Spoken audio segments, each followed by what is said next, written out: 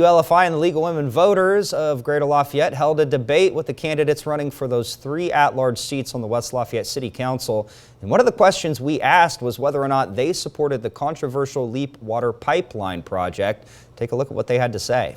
And when you live in a water-rich environment like we do, it's not something that you think twice about. You don't worry about it. But then when you read about what happened with this project, then you start to have deep concerns, because without water, you don't have anything. We can talk about all the economic development that we want, but none of it comes to fruition if you can't support it with our natural resources. I have been a vocal opponent of this. There was a complete lack of transparency and a lack of planning. It doesn't make any sense whatsoever to plan on a development that requires lots of water in a place where there is no water. My concern is that this might be a done deal, and so I think the focus should be on what can we do to slow the flow, what can we do to make sure that the project doesn't increase in scope, like continue on down the road to Indianapolis or other places.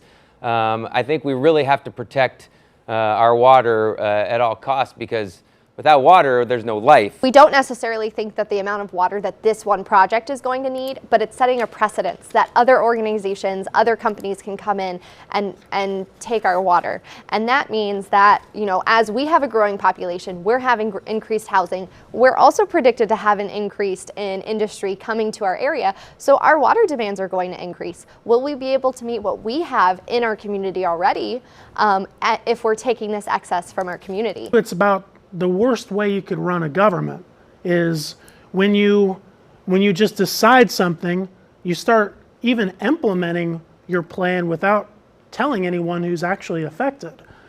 For example, I still remember that property owner, it was back at the September public meeting that the IEDC representative was there, in which a property owner who lived about 1,000 feet from one of their test sites, he mentioned he could smell sulfur. What? And they did not know this because they didn't ask. That's the worst way to run government.